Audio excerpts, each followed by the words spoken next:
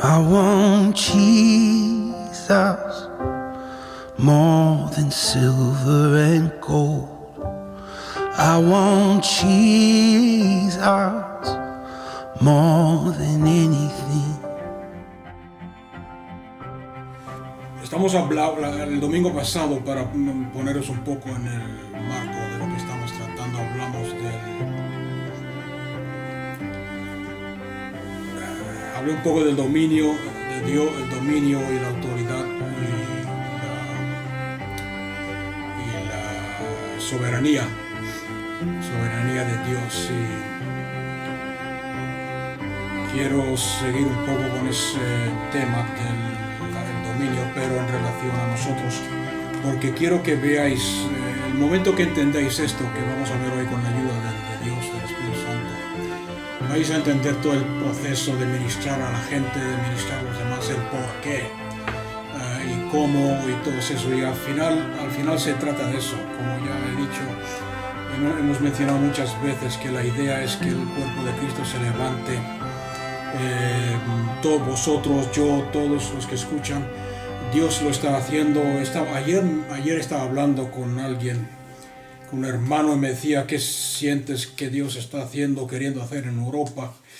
Y pudimos estar un rato compartiendo, y la visión es muy similar en aquellos que buscan de Dios, y va más allá de la iglesia local, como llevo enseñando bastante tiempo. Es que se levante el cuerpo de Cristo, con Cristo como la cabeza, ministrando y manifestando a Cristo donde quiera que Dios nos tenga, formando núcleos, si quieres llamarlo así, formando grupos donde se ministra y se manifiesta y se revela a Cristo. Y cuando la gente responde al amor de Cristo y al poder de Cristo, entonces discipularlos para que ellos repitan y hagan lo mismo. Y en ese contexto quiero que veáis este estudio esta noche. En Génesis, vamos a ver un versículo en Génesis capítulo 1, porque ahí empieza todo en Génesis. Génesis capítulo 1, versículo 26, si no me equivoco, en adelante, 26, 27, 28. Vamos a leer ahí. Y tenéis vuestras Biblias a abrir en Génesis. Dice la palabra de Dios: entonces dijo Dios, aquí está hablando Dios, dijo Dios: hagamos al hombre a nuestra imagen, conforme a nuestra semejanza, y ejerzan dominio, la palabra dominio, sobre los peces del mar, sobre las aves de los cielos, sobre el ganado, sobre toda la tierra y sobre todo lo que se arrastra sobre la tierra. Y creó Dios al hombre a su imagen, a imagen de Dios lo creó, varón y hembra los creó.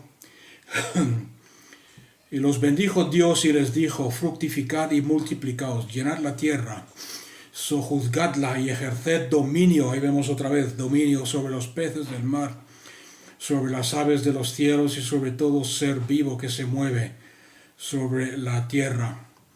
O sea que aquí vemos que cuando Dios formó, la versión que estoy leyendo ahora dice: y creó Dios al hombre, pero me gusta más la palabra en hebreo que dice formó, porque él nos explica más adelante que lo formó del polvo de la tierra. Los demás animales los creó, al hombre lo formó, pero eso es otro tema para otro día. A la imagen y semejanza de Dios, y les dio dominio. Esa palabra dominio viene del hebreo radá, que quiere decir, y esto es lo importante, que aquí empezamos a ver cosas interesantes. La palabra hebrea que traducimos como dominio viene de la palabra hebrea ro o radá, que significa poner bajo tus pies. No sé si os suena eso. Pisar con el pie, poner bajo de tus pies. Os suena de versículos como, por ejemplo, y todo lo ha puesto en Efesios, Dios le ha dado un nombre que es sobre todo nombre, y lo ha puesto todo nombre que se nombra, todo principado y potestad debajo de sus pies. que son los pies de la iglesia, los pies del cuerpo de Cristo. Y de ahí viene la palabra dominio, poner debajo de sus pies, mantener sometido debajo de sus pies, debajo de tus pies. Ponerle el pie, lo habréis visto en las películas de gladiadores, etc. Que cuando un gladiador derrota o vence al enemigo y el enemigo cae al suelo, le pone el pie en el cuello, poner bajo de sus pies. Y de ahí viene la palabra que tenemos nosotros en castellano, que es la palabra dominio. Ahora, nadie tiene problemas con leer este versículo que hemos leído en Génesis. Yo los pregunto, ¿alguien tiene problemas con cuando yo digo que Adán tenía autoridad absoluta? Nadie debería tener problemas porque la Biblia lo dice, que Dios le dio dominio y autoridad. Sin embargo, siempre van a haber algunas personas, sobre todo aquellas que religiosas, y uso un nombre religioso en forma negativa, que son de la opinión que Dios es el que tiene dominio total y absoluto. Pero lo que tenemos que entender, y esta es la parte que tenemos que entender para conocer este concepto y movernos en esto, es que aunque es verdad que Dios tiene todo dominio y Dios tiene todo dominio absoluto, Él decidió en su soberanía darle una área en la cual Adán, su creación, aquel hombre, nosotros creados a imagen y semejanza de Dios, tengamos autoridad. En el momento que entiendas esto, como he dicho varias veces, vas a entender la verdad bíblica sobre lo que es la soberanía. La soberanía de Dios, la soberanía bíblica de Dios, no quiere decir que la soberanía sea algo frívolo, que la soberanía de Dios es algo frívolo o inconstante. Con frívolo quiero decir que la soberanía de Dios no significa que Dios hace lo que Él quiere, cuando Él quiere y como Él quiere. La soberanía de Dios significa que ha relegado autoridad a algunos, en algunas áreas, en algunas circunstancias, en algunos lugares, en algunos dominios. En este caso, al hombre, le ha dado dominio al hombre en la soberanía de Dios. Le ha relegado dominio al hombre, absoluta autoridad sobre la tierra. Y esto lo menciona varias veces en la Biblia. Vamos a leer solamente un versículo para no alargarlo mucho, pero en el Salmo 115, versículo 16. El Salmo 115, versículo 16. La Biblia habla mucho de esto y podríamos hacer un estudio completo sobre cómo funciona la autoridad que Dios le ha dado al hombre absoluta sobre la tierra. Pero en el Salmo 115, versículo 16 dice: los cielos son los cielos de Dios, pero ha dado la tierra a los hijos de los hombres. Los cielos son los cielos de Dios, pero ha dado la tierra a los hijos de los hombres. En otras palabras, los cielos le pertenecen a Dios, pero la tierra se la ha dado a los hijos de los hombres para que, como hemos visto en Génesis, gobiernen y tengan autoridad y dominio sobre la tierra. Ahora, lo que pasa que, como sabéis todos, la tierra está bajo el dominio de Dios, pero Satanás se la quitó al hombre, se la robó. Cuando Satanás fue y tentó a Eva y engañó a Eva y a Adán, ese dominio sobre la tierra que Dios, esa autoridad que Dios le había dado al hombre, el hombre se la vendió, se la cedió a Satanás. Es por eso que en Lucas 4, del 6 al 7, vemos cosas como el versículo 6, y el diablo le dijo a Jesús: todo este poder, todo este dominio, hablando de la tierra, te lo daré a ti, sí, y la gloria de ello, si tú te postras y me adoras, todo será tuyo. O sea que, en otras palabras, Satanás le estaba diciendo, te voy a dar todo el poder, toda la gloria, todo el dominio, toda la autoridad de este planeta, simplemente doblando tu rodilla, reconociendo, adorándome, reconociendo que yo soy el Señor. A mí se me entregaron, dice más adelante, y yo la puedo dar a quien yo quiera. Lo bueno es que Cristo Jesús no cedió a la tentación. ¿Y por qué? Y vamos a verlo esta noche. ¿Os dais cuenta que el poder que Satanás tenía y el poder que Satanás usa para obrar en esta tierra es el dominio que Dios le había dado al hombre Adán? Se lo volvió a ofrecer a Cristo Jesús. Cristo Jesús podía haberlo tomado porque era un atajo. Cristo Jesús precisamente vino a eso, a restaurar todo lo que el hombre había perdido por el pecado. Sin embargo, no cedió a la tentación. Entonces vemos que dominio es autoridad absoluta. Esa es la definición más clara. Dominio es autoridad absoluta. He dicho antes que la Biblia está llena de ejemplos de cómo funciona. Por ejemplo, cuando Dios dice, no voy a hacer nada en esta tierra si primero no consulto con mis siervos los profetas. ¿Por qué no viene directamente y lo hace? Cuando Dios llamó, cuando Adán y Eva pecaron, le dijo a la mujer, a Eva, de tu semilla nacerá, tu semilla herirá a Satanás en el calcañar, etc. Estaba profetizando, estaba declarando el nacimiento de Cristo Jesús. Y vemos que para poder cumplir, que Dios al darle la autoridad soberana, dominio absoluto al hombre, no puede venir aquí y decir, aquí os mando al Mesías, él va a morir, él va a derrotar a Satanás, lo voy a echar lejos del mundo, de la tierra, y voy a gobernar. Os daréis cuenta, si leéis con cuidado la Biblia, el Antiguo Testamento y el Nuevo Testamento, desde la caída de Adán y Eva en adelante, veréis frases como, veréis casos, en cada caso, el pacto que Dios hace con Abraham es el más claro, que le habla a Abraham y suelta la palabra.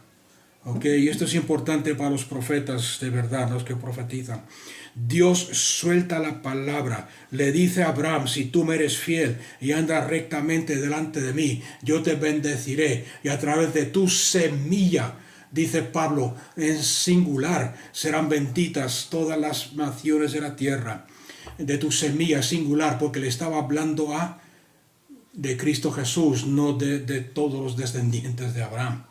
O sea que no sé si os dais cuenta, pero Dios empieza a soltar la palabra, y cuando hay un encuentro o un hombre o una mujer que están dispuestos a oír la voz de Dios, a oír lo que Dios está haciendo, a oír y a sentir, como el Señor me habló esta semana, lo tengo escrito aquí, a sentir lo que hay en el corazón de Dios, y se atreve a soltarlo, a soltar esa palabra no vuelve vacía, esa palabra tiene poder de vida y de muerte, y lo que vemos a través del Antiguo Testamento, cuando Dios trata con Abraham, cuando Dios trata con Noé y el arca, cuando Dios trata con Jacob y Isaac, cuando Dios trata con el David mismo, profetizó, cuando Dios trata con Enoc, el que fue trasladado, la Biblia dice que él profetizó. No, él llama a Enoc un profeta porque profetizó y declaró el nacimiento. El profeta Miqueas, el profeta que profetizó el lugar y cosas así. Está soltando la palabra, y cuando la gente, como estoy diciendo, se atreve a soltarle, a creerle en Dios, en el momento que la palabra de Dios es liberada y soltada y proclamada en la tierra, se produce el propósito de Dios. O sea que vemos a Dios al darle la autoridad sobre la tierra al hombre Adán, y Adán dársela a Satanás, no puede venir y hacer aquí, solamente puede obrar a través del hombre. El hombre es el que tiene el derecho sobre la tierra. Entonces Dios empieza a soltar la palabra, empieza a pintar un cuadro, si queréis decirlo así, a dar pinceladas. Con Abraham dio unas pinceladas, con Noé otras más, con David otras más, con Jacob, con Isaac, empezó a dibujar el cuadro. La Biblia dice, por ejemplo, que los ángeles y los profetas, escuchando todas estas palabras que Dios estaba soltando, se preguntaban a sí mismos, esta palabra, esta promesa, ¿para quién serán? ¿Serán para nosotros, para nuestro tiempo, o serán para otros?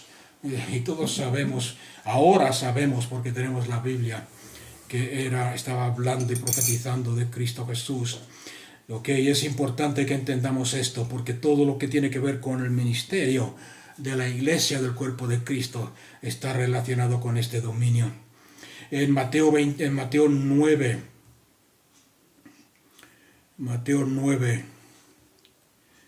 y vamos a volver al tema un poco, porque si no, para mí es muy fácil inspirarme con este tipo de enseñanza, porque siempre ha sido muy fuerte en mi corazón esto. Pero en Mateo 9, versículo 35, dice la palabra de Dios: recorría Jesús todas las ciudades y aldeas, enseñando en las sinagogas de ellos y predicando el evangelio del reino y sanando a toda enfermedad y toda dolencia. ¿Os dais cuenta, como hemos visto en otras ocasiones, que cada vez que se predica y se declara el evangelio del reino, qué es lo que acompaña, qué es lo que sigue, qué es lo que acompaña en la predicación del evangelio del reino? Sanar a los enfermos y echar toda enfermedad y toda dolencia y todo ese demonio fuera. O sea que la predicación del reino hay que demostrarlo. Hay que demostrarlo con las señales del reino, que son estas que estamos viendo: la sanidad, etc., la liberación. Versículo 36, y al ver las multitudes tuvo compasión de ellas, porque estaban afligidas y dispersas como ovejas que no tienen pastor. Entonces le dijo a sus discípulos: a la verdad, la mies es mucha, mas los obreros son pocos. ¿En qué contexto habla esto Jesús? ¿En qué contexto? Al ver las multitudes que estaban desamparadas como ovejas sin pastor, afligidas y dispersas, con enfermedades, con dolencias y bajo la opresión de Satanás.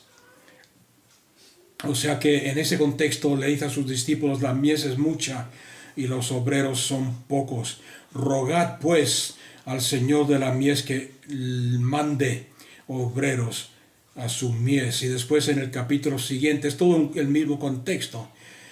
Dice: llamando a sus 12 discípulos. ¿Os dais cuenta que no cambia?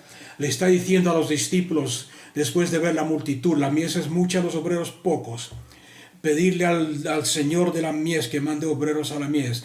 Y llamando, misma cosa, mismo tema, llamando a sus discípulos, les dio autoridad sobre los espíritus inmundos para que los echasen fuera y para sanar toda enfermedad y toda dolencia. Les dio autoridad. Esa palabra les dio. Si la busquéis en el griego, vamos a ver varias palabras griegas del texto original esta noche, porque es importante para entender este tema. La palabra les dio es la palabra diome, que quiere decir literalmente les prestó. O sea que aquí podíamos leer: y llamando a sus 12 discípulos les prestó autoridad para tratar con los espíritus inmundos, para echarlos fuera y para sanar toda enfermedad. Ahora, ¿cuál es la diferencia? ¿Por qué estoy diciendo esto? Les prestó la autoridad. ¿Qué autoridad? La autoridad que Cristo Jesús tenía.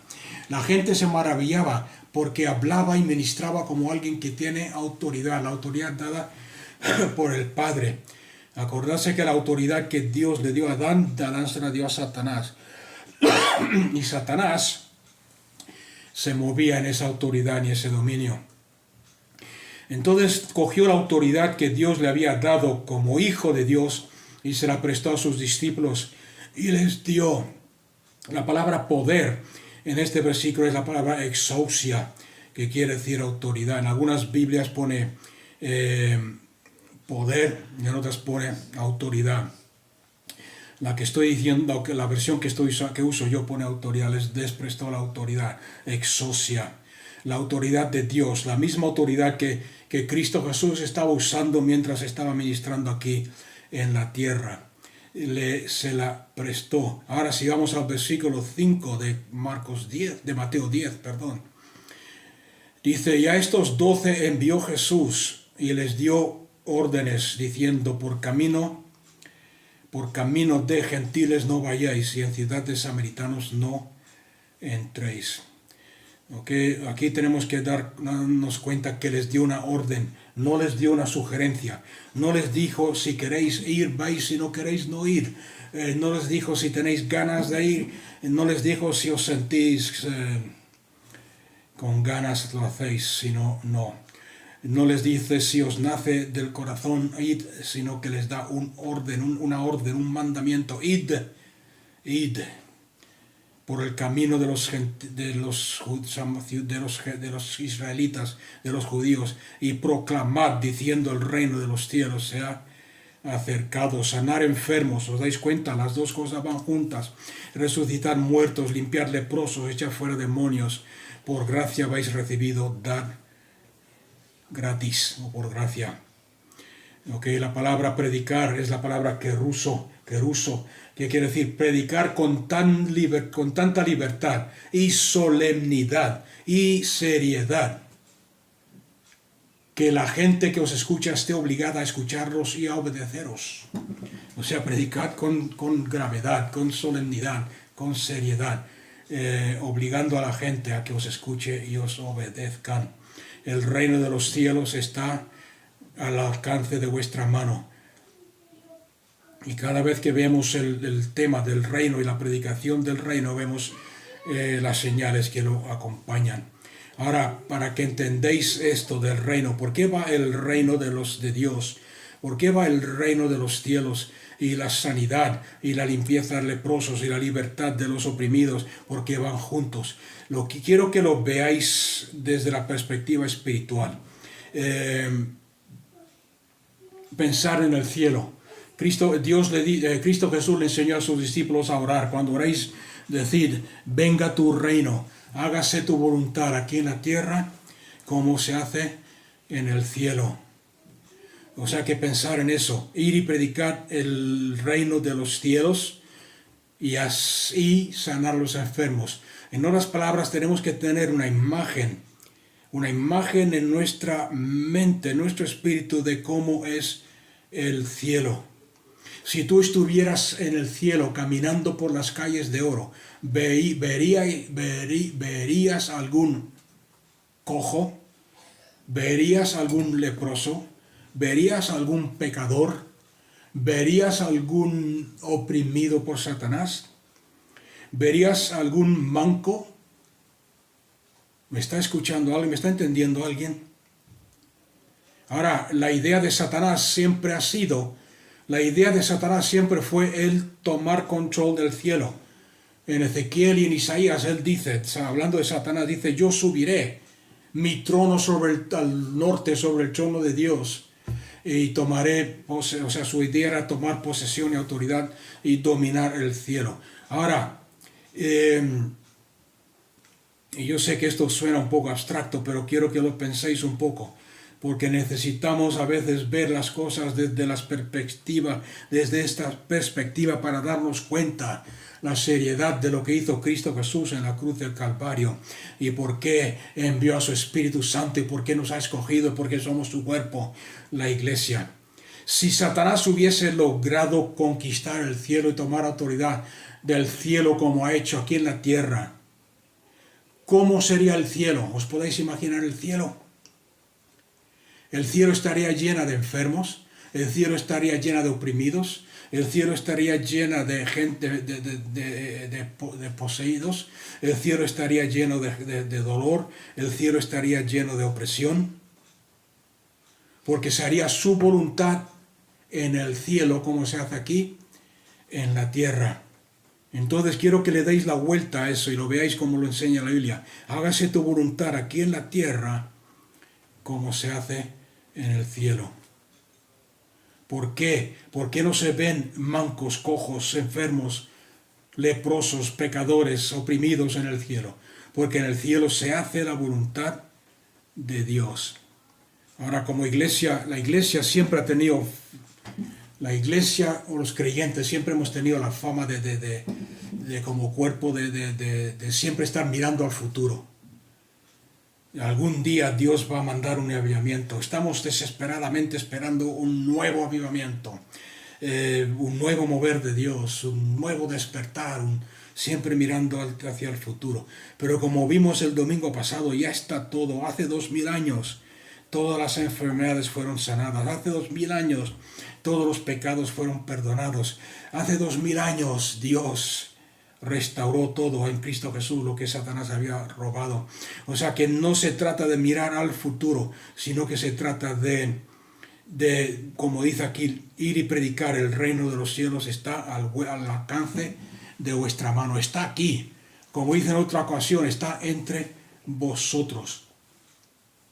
O sea que en vez de estar parados, quietos, sentados con los brazos cruzados o con las manos cruzadas o las manos en el bolsillo esperando que llegue algo, deberíamos estar obedeciendo y moviéndonos en lo que ya es nuestro, tocando a la gente con el poder de Dios, bendiciendo y alcanzando a aquellos que necesitan conocer a Cristo Jesús. Les prestó poder, les prestó autoridad para echar fuera los demonios. ¿Os dais cuenta de que estoy leyendo aquí en Mateo 10:1? Y quiero que veáis algo importante en cuanto al ministerio. Y llamando a sus 12 discípulos, les dio autoridad sobre los espíritus inmundos para que los echasen fuera y para sanar toda enfermedad y toda dolencia. ¿Os dais cuenta? Toda dolencia. No especifica. No especifica. Y no especifica solamente esta o solamente la otra, o algunas sí, algunas no. Y tampoco les dice, cosa que yo he visto, nunca me ha gustado, pero cuando no en ninguna parte dice que le preguntemos a la gente cómo te ha llegado esta enfermedad. No es importante cómo les ha llegado. No es importante si ha pecado él o ella o sus padres. En una ocasión le preguntaron a Jesús quién pecó para que este hombre esté ciego. Y Jesús le dice, ni él ni sus padres, sino que para que la gloria de Dios sea manifestada. A veces nos metemos en teologías y en teorías de quién pecó él, pecó sus padres, por qué está enfermo, este es el resultado del pecado, por qué tiene este demonio, tal. En ninguna parte en la Biblia Dios nos dice que nos metamos en esos detalles. Simplemente nos dice, os he dado autoridad para echar fuera, para sanar todo tipo de enfermedad, todo tipo de dolencia y expulsar a los demonios. O sea, que sea la que sea, ¿qué quiero decir con eso? Sea la que sea, nuestra responsabilidad es arreglarlo para que sea en la tierra como es en el cielo. En Lucas capítulo 9, versículo 1, habiendo convocado a los 12, les dio poder y autoridad sobre todos los demonios y para sanar enfermedades. Les dio poder y autoridad. Les dio la misma que él tenía, la habilidad, el poder y la autoridad, el derecho, la autoridad para sanar. O sea que nuestra responsabilidad no es el preocuparnos por cómo se han enfermado o por qué están endemoniados. ¿Por qué? ¿Por qué? Porque el momento que tú empiezas a ¿por qué te ha venido esto? ¿O por qué está enfermo? ¿Es porque has pecado? ¿Es porque te han pecado tus padres? ¿Es porque la has abierto tal? ¿Qué estás haciendo? Estás enfocándote en la persona y estás enfocándote en el problema. Cuando deberíamos estar predicando, declarando y enfocándonos en ¿qué? En el reino y en lo que Dios ha hecho y en cómo es la voluntad de Dios en el cielo. O sea, ¿qué quiero decir con eso? Que si tú, en vez de enfocarte en el problema, en vez de enfocarte en la persona, te empiezas a enfocar en el reino, te harías la siguiente pregunta lógica. Si el reino estuviese aquí, si estuviera yo en el cielo, ¿cómo estaría esta persona que está delante de mí? Si el reino estuviese aquí literalmente, si estuviésemos ahora en el cielo, ¿cómo se vería, cómo estaría esta persona? Porque es así, hermanos y hermanas, es así como Dios nos ve a nosotros y es así como Dios nos trata. Él te ve con fe y tiene fe en ti. Y Él nos mira con fe. Él actualmente, y no sé si alguno se cree esto o no, pero Dios actualmente cree que tú vas a ser la persona que Dios te ha diseñado y te ha llamado a ser, y te va a tratar de esa forma. Él te mira a ti y dice, yo sé lo que hay en ti, por eso te mando a poner las manos a los enfermos. Es como el caso de Pablo y Timoteo. Timoteo era el discípulo joven de Pablo. Y no sé si habéis leído las cartas que le escribe Pablo a Timoteo, pero en una de ellas le dice, y parafraseo un poco, le dice, deja de llorar. Yo sé que el ministerio es difícil, yo sé que vas a tener persecución, yo sé que van a haber muchos que no te van a oír, ni te van a escuchar, ni te van a hacer caso. Te van a perseguir, van a hablar mal de ti, yo sé todo eso, pero yo sé lo que hay en ti. ¿Por qué sabía Pablo lo que había en Timoteo? Porque un versículo más adelante le dice, yo sé lo que hay en ti, porque por imposición de manos y profecía, yo he puesto en ti lo que hay en ti. Y además que conozco la fe que tu madre y tu abuela impusieron, te enseñaron desde que eras pequeño. ¿Me habéis entendido lo que estoy diciendo? Dios sabe lo que ha puesto en ti. Dios sabe lo que ha puesto en ti porque es Él que lo ha puesto en ti. Ha puesto su espíritu. Ha puesto, vamos a verlo en un momento, el versículo, que lo veáis. Entonces dejemos de vernos a nosotros mismos y de ver a la gente que Dios pone en nuestro camino para que le ministremos cómo están y dejar de preguntarse por qué ha llegado a esta situación, por qué le ha dado esta enfermedad, por qué está en esta situación, y empieza a verlo desde la perspectiva del reino. Imagínatelos en el cielo, imagínatelos en el reino, cómo sería la persona. Porque es así como Dios nos mira a nosotros. Cuando Él ve a un enfermo, ¿sabes lo que hace Dios? Cuando Él ve a un enfermo, Él dice, voy a llamar, voy a hablarle a uno de mis hijos. Y cuando digo hijos, incluyo a las hijas. Voy a impresionar, voy a hablarle, voy a mandar a uno de mis hijos para que ponga sus manos sobre ti, para que imparta mi vida en ti a través de ellos. Y eso es lo que Dios busca hoy en día, personas que Él pueda llenar, en el sentido de que que nosotros seamos su cuerpo, para poder impartirse a sí mismo en aquellos que necesitan salvación y aquellos que necesitan sanidad. En Lucas capítulo 9, versículo 2, y los envió a proclamar el reino de Dios y a sanar a los enfermos. Quiero que veamos la diferencia aquí para que vea entre la autoridad y el poder. Acordarse que al principio usé la palabra prestar. Dios a los 12, Jesús le prestó su autoridad. A los 72 que mandó después, Dios le prestó su autoridad. En Lucas 10, 17 dice la palabra de Dios. Y los 70 volvieron con gozo diciendo, Señor, aún los demonios se nos sujetan en tu nombre.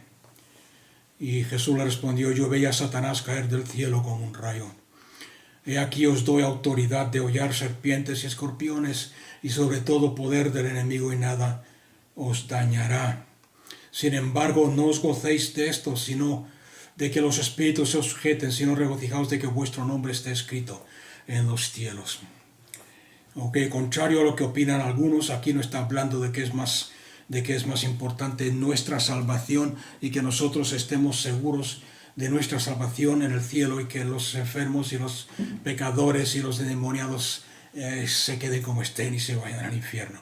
No está hablando de eso. Está hablando, como vamos a ver en un instante, que una cosa es ministrar bajo el don, lo prestado, y otra cosa es ministrar en dominio y en autoridad. Ahora, cuando Cristo Jesús envió a estos 12 y envió a los 72 o 70, según la versión que estés leyendo, les dio autoridad prestada, les dio la autoridad suya que había recibido del Padre. Dijo, tomad, os la presto, id y hacer esto. Ahora, ¿cómo lo sé? Y para ellos era fácil. Mira, dice, se regocijaban, aún los espíritus se nos sujetan, los enfermos son sanados, los demonios salen huyendo en el nombre, en tu nombre, en tu autoridad. Eso es como obrar bajo el don, con el don. Hay muchos creyentes que dicen cuando enseñan sobre este tema, ir y sanar enfermos, dicen, pero yo no tengo el don. Yo no tengo el don. Ahora, quiero que tengáis cuidado porque eso no es excusa.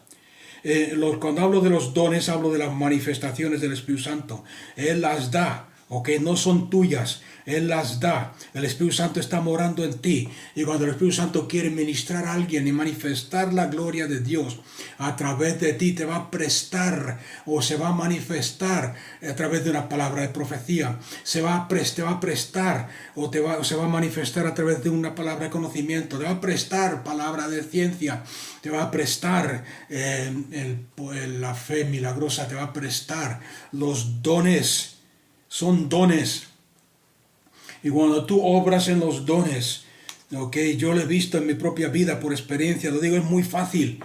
Sé sano, bam, bam, sí, tú, pam, pam. Y ahí es increíble. Te regocijas como estos 72 y dices, Señor, glorioso, poderoso. Y queremos que siempre sea así. Sin embargo, vemos en Mateo 17 algo importante. En Mateo 17, versículo 14, yo creo que habéis leído esta historia muchas veces. Cuando llegaron a donde estaba la multitud, se le acercó un hombre que se arrodilló delante de Jesús, diciéndole, Señor, ten misericordia de mi hijo, porque es epiléptico y padece muchísimo, pues muchas veces cae en el fuego y muchas veces en el agua. Y yo lo he traído a tus discípulos, pero no le han podido sanar. Respondiendo Jesús les dice, oh generación incrédula y perversa, ¿hasta cuándo he de estar con vosotros? ¿Hasta cuándo os he de soportar? Tráemelo acá. Y reprendió Jesús al demonio, el cual salió del muchacho, y éste quedó sano. En el 19, entonces los discípulos se acercaron a Jesús en privado y le preguntaron, ¿por qué nosotros no pudimos echarlo fuera? ¿Y qué les contesta Cristo Jesús? Por vuestra poca fe. Porque os digo, de cierto os digo, que si tenéis fe como un grano de mostaza, diríais a este monte, pásate de aquí allá, y se pasará, y nada os será imposible. O sea que, ¿qué estamos viendo aquí? Acordarse del contexto de lo que estamos leyendo. Lo he traído a tus discípulos y no pudieron. ¿De dónde venían sus discípulos? ¿De dónde acababan de venir? Acababan de venir de una campaña de sanidad. Lo hemos visto antes. Y mandó a los 12 y mandó a los 72 y les dijo, id y predicar. El reino de los cielos está entre vosotros, sanar enfermos. Y ellos tuvieron éxito y vieron cómo se sanaban, volvieron con regocijo. ¿Por qué? Porque estaban obrando bajo el don, estaban obrando bajo la manifestación de la autoridad de Cristo, estaban obrando bajo el don. ¿Me está entendiendo alguien? Y es por eso que aquí Jesús les llama la atención. Ellos quisieron hacer lo mismo. Ellos dijeron, si hemos tenido éxito antes, si hemos echado fuera, acabamos de volver de esta campaña evangelística, y hemos echado fuera demonios, y hemos sanado enfermos, esto va a ser súper fácil. Y le ministran al joven y no pasa nada porque estaban dependiendo del don. Y Jesús los reprende. ¿Por qué los reprende? Porque les dice, por vuestra incredulidad. En otras palabras, si tuvierais fe, lo hubierais hecho, pero por vuestra incredulidad no habéis tenido éxito. ¿Por qué? Porque podían haberlo hecho. Este milagro podían haberlo hecho por fe, sin depender del don. ¿Me ha entendido alguien? Porque es importante. Yo sé que muchos creyentes este es el problema. Es que yo no tengo el don. Yo no tengo el don. No tienes, quizás en ese momento no tengas el don. Aunque en otros tiempos, en otros momentos sí puedas tenerlo. Porque el Espíritu Santo se manifiesta cuando Él quiere, como Él quiere. Como dice Corintios, para el provecho de todos. Pero aunque no tengas en ese momento, no puedas depender o no puedas esperar que la manifestación del Espíritu Santo obre. Sigues teniendo fe. Sigues teniendo fe aunque sea tan insignificante y tan pequeña como un grano de mostaza.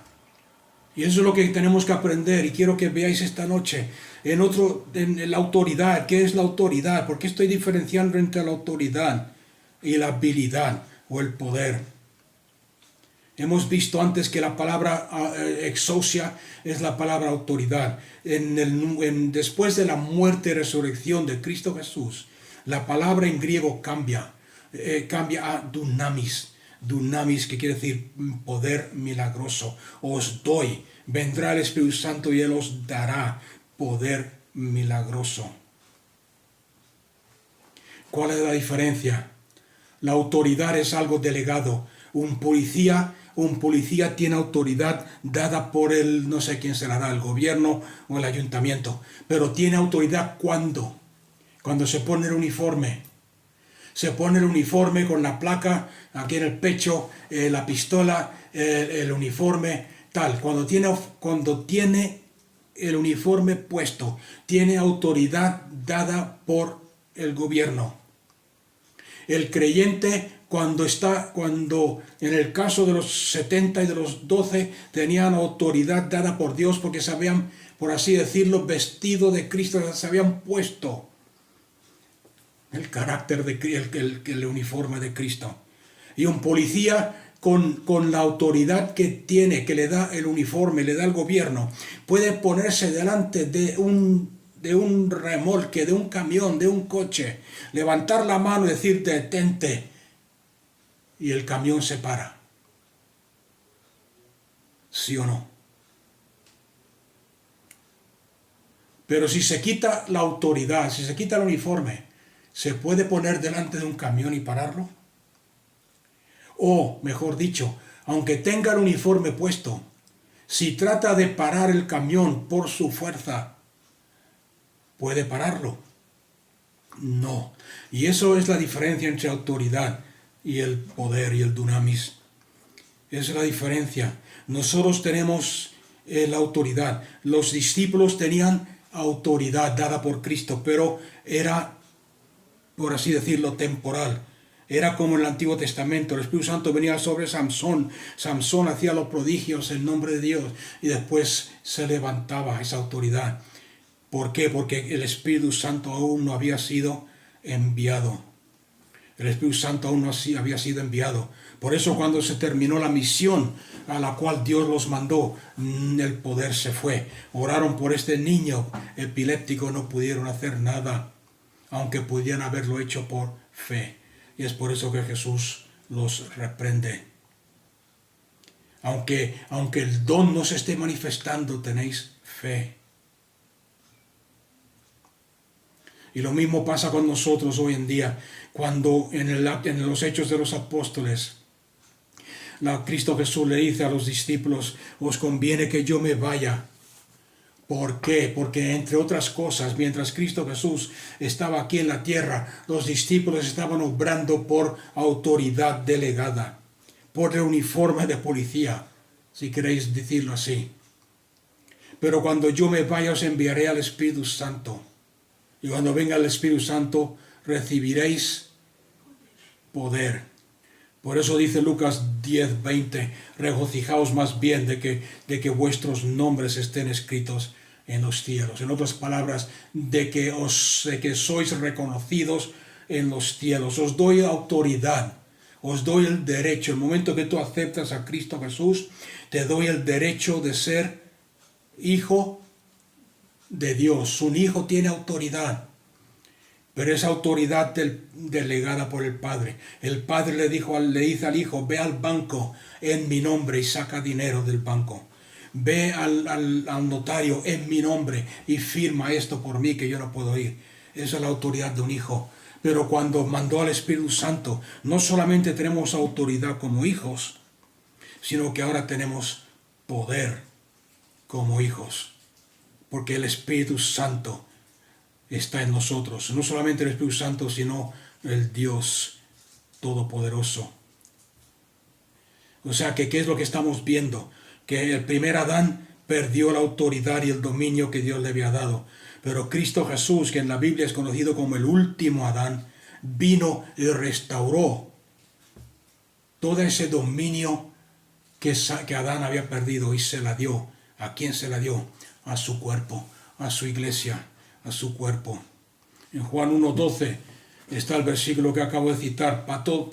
Mas a todos los que creyeron en él les dio autoridad o derecho de ser conocidos o de ser llamados hijos de Dios. Tienes la autoridad. En Hechos 1:8, pero vosotros recibiréis poder cuando el Espíritu Santo venga sobre vosotros y seréis mis testigos en todo el mundo. Esa palabra poder es la palabra dunamis, que quiere decir habilidad milagrosa. O sea que quiero que te mires en el espejo y te digas a ti mismo, tengo habilidades milagrosas en mí, porque el Espíritu de Dios está en mí. Antes de la llegada antes de la muerte y resurrección de Cristo, era un poder delegado, era un poder, una autoridad prestada. Después de Hechos capítulo 2, ese poder, si queréis decirlo, vino y se quedó en ti, porque es el Espíritu Santo, el Espíritu de poder. Por eso Cristo Jesús dijo, os conviene que yo me vaya. En Colosenses 2:9-10, porque en Él, en Cristo Jesús, habita corporalmente. ¿Qué quiere decir corporalmente? Físicamente, corporalmente. Toda la plenitud de la deidad. ¿Qué quiere decir plenitud? Toda, completamente. Y vosotros estáis llenos de Cristo, que es la cabeza de todo principado y autoridad. O sea que si en Cristo Jesús está corporalmente toda la plenitud de la deidad, y nosotros estamos llenos de Cristo, ¿qué hay en nosotros? ¿Quién está en nosotros? En nosotros está el Padre, el Hijo y el Espíritu Santo, toda la plenitud de Dios. La pregunta que tenemos que hacernos entonces, si el Espíritu Santo vive en nosotros, ¿hay algún momento en nuestras vidas donde no tengamos habilidad para hacer las obras de Dios? ¿Y cuál es la respuesta? No. Antes de la cruz de Cristo la habilidad era prestada. Después de la cruz de Cristo, después del día de Pentecostés, la habilidad es residente. Permanece en ti, permanece en mí.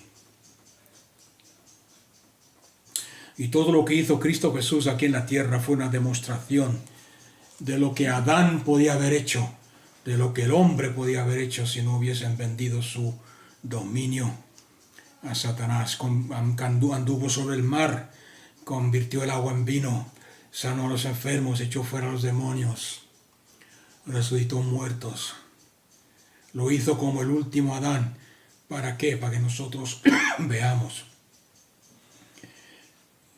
lo que podemos hacer con la misma habilidad. O sea que ahora tenemos autoridad y tenemos habilidad. Antes solamente teníamos autoridad. Ahora tenemos autoridad como hijos y habilidad porque el Espíritu Santo está en nosotros y nos ha dado habilidad milagrosa para respaldar la autoridad. Si juntas las dos cosas, autoridad y habilidad, ¿cuál es el resultado? Dominio. O sea que ahí está el dominio restaurado. Ahora lo que sí quiero que os dais cuenta es que la forma de andar en este dominio, la forma de andar, caminar en esta habilidad, la forma de vivir en esta habilidad es aceptando responsabilidad. Tienes que aceptar la responsabilidad de la responsabilidad que esa autoridad y ese dominio conlleva. Tú puedes tener autoridad de ser hecho hijo de Dios, pero si no la usas nunca, si no te mueves en ella, si no la reconoces, ¿de qué te sirve? Necesitas responsabilidad. ¿Cómo funciona esta responsabilidad? Jesús nos dijo en Mateo 6:10 que orásemos, venga tu reino y hágase tu voluntad, aquí en la tierra como se hace en el cielo. Os voy a explicar una historia que escuché hace tiempo para que entendáis esto, cómo funciona. ¿Cuál es la responsabilidad y cómo funciona? Porque es muy fácil orar esta oración. Señor, venga tu reino y hágase tu voluntad. ¿Cómo funciona? Una vez conocéis la estatua de David, ¿no? Y el autor de esta estatua, el creador, un hombre llamado Miguel Ángel o Michelangelo. No sé cuánto lo habéis visto, pues es una estatua impresionante, detalles increíbles, etcétera, etcétera. Una vez le preguntó a alguien a Miguel Ángel, ¿cómo has hecho esto? ¿Cómo has producido una estatua tan impresionante como esta? ¿Cómo puedes coger un pedazo de mármol, un bloque ahí de mármol, y acabar con una estatua con los detalles que tiene esta? Y Miguel Ángel le contestó y le dijo, es muy fácil. Yo miro al bloque de mármol y veo lo que quiero que sea. Y después cojo el cincel y el martillo y empiezo a quitar, a romper y a sacar todo aquello que no se ve como lo que yo quiero ver, como lo que yo tengo en mi corazón. ¿Me ha entendido alguien? Pensarlo un momento, porque eso es lo que Dios está haciendo en tu vida y en la mía. Él nos ve, acordarse antes que dije que Él nos ve por fe. Y mientras tengamos aliento en nuestro ser, mientras estemos vivos, todo aquello que no se parezca al reino de Dios, todo aquello que no se parezca a la imagen de Cristo en nosotros, Dios a través de su palabra y el Espíritu Santo le está quitando con el cincel. Esto no es de Cristo, esto no se parece a quien yo te he moldeado, esto no se parece a lo que yo estoy viendo en ti, esto no se parece a lo que yo veo. Vuelvo a repetir lo que dije al principio entonces. Cuando tú ves a un cojo, tienes que empezar a verlo en el cielo. Venga tu reino, ¿cómo sería en el cielo esta persona? Y una vez que lo has visto, tu responsabilidad es solucionar el problema, arreglar la situación para que se vea como se ve en el cielo. Sacando todos esos trozos. ¿Cómo se sacan esos trozos? Diciendo, sé sano, sé libre. O algunas veces toma más tiempo de estar ministrando y amando, discipulando a la persona hasta que rompe con el poder de las drogas o de la adicción o del pecado en su vida. Pero nuestra responsabilidad es romper todo aquello, quitar todo aquello que no se parezca a lo que se ve en el reino del cielo. Padre, te pido, Señor, que seas tú el que vayas más allá de mis palabras, Señor, y impartas en el Espíritu, en nuestro espíritu, en cada uno de nosotros, el Espíritu, tu Espíritu de vida, tu Espíritu de verdad, para que todo esto que hemos visto hoy sea realidad, lo veamos, Padre, lo podamos ver con nuestros ojos, que tu voluntad y tu vida que tus pensamientos y tu latir de corazón se haga realidad en nuestra vida y a través de nosotros se manifiesta en este mundo. Te damos gracias, Padre, por Cristo Jesús. Te damos gracias por la cruz del Calvario. Te damos gracias por nuestra redención. Y te damos gracias por el Espíritu Santo que has enviado a morar en nosotros. Padre Santo, que seamos responsables con la autoridad que nos has dado y que podamos movernos en esa responsabilidad sabiendo que el poder y el dominio es nuestro en Cristo Jesús, proclamando el reino de los cielos y rompiendo con el cincel todo aquello que no es igual a la imagen que hay en el cielo de la persona a quien nos has mandado a ministrar. Rompiendo con nuestras palabras de autoridad y dominio: sé sano, sé libre, sal fuera. En el nombre